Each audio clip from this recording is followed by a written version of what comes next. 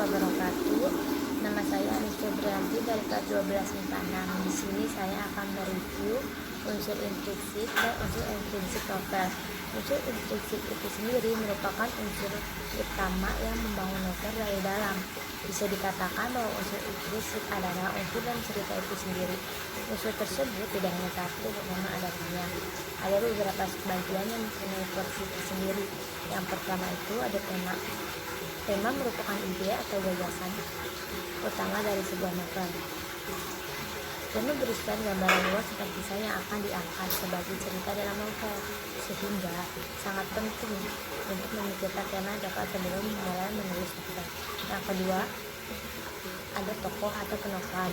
Tokoh adalah seorang yang menjadi pelaku dalam sebuah novel, sedangkan penokohan merupakan watak atau karakter dari tokoh yang ada di dalam cerita tersebut. Berdasarkan jenis watak, tokoh bisa dibagi menjadi 3 kategori, yakni protagonis, antagonis, dan protagonis. Protagonis adalah tokoh yang menjadi pusat dalam cerita. Tokoh utama ini digambarkan sebagai sosok yang baik dan biasanya selalu mendapatkan masalah.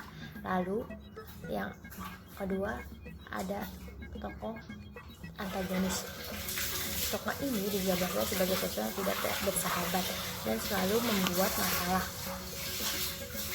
Dan yang terakhir ada protagonis. Tokoh yang menjadi penengah atau antara tokoh protagonis dan antagonis. Tokoh ini digambarkan sebagai sosok yang netral, kadang bisa berpihak pada protagonis, kadang pada antagonis. Yang ketiga ada alur atau plot, merupakan kepentingan peristiwa yang nantinya akan membangun jalannya cerita dalam novel. Umumnya alur dalam novel dibedakan menjadi 2 macam, yaitu alur maju dan alur mundur.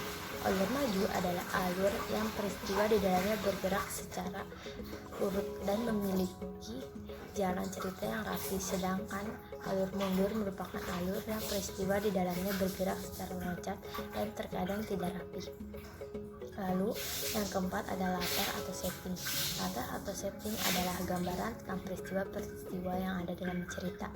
Latar dibagi menjadi beberapa macam, yakni waktu, tempat, sosial budaya, keadaan lingkungan, dan suasana.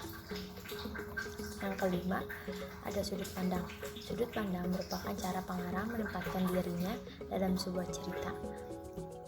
Bisa juga diartikan sebagai cara pandang seseorang pengarang dalam menyampaikan cerita novel. Sudut pandang sendiri bisa dibagi menjadi 5 macam, yakni sudut pandang orang ketiga sebagai serba tahu, sudut pandang orang ketiga sebagai pengamat, sudut pandang orang pertama sebagai pelaku, sudut pandang orang pertama sebagai pelaku sampingan. Keenam, gaya bahasa. Gaya bahasa adalah senjata utama pengarang untuk menghidupkan cerita. Menurut jenisnya, gaya bahasa dapat dibedakan menjadi personifikasi, semile, dan hiperbola. Dan yang terakhir ada amanat. Amanat merupakan pesan tertentu yang ingin disampaikan oleh pengarang melalui cerita dalam novel. Amanat bisa berupa kritik sosial, ajakan, protes, dan lain sebagainya. Amanat umumnya dibagi menjadi 2, tersurat dan tersirat.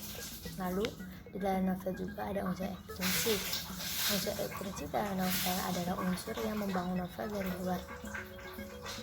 Biasanya berupa latar pribadi penulis maupun nilai-nilai dari luar. Unsur tersebut umumnya adalah biografi, latar belakang penulis, kisah di balik layar, dan nilai yang ada dalam masyarakat. Sekian dari saya, kurang lebih mohon maaf. Wassalamualaikum warahmatullahi wabarakatuh.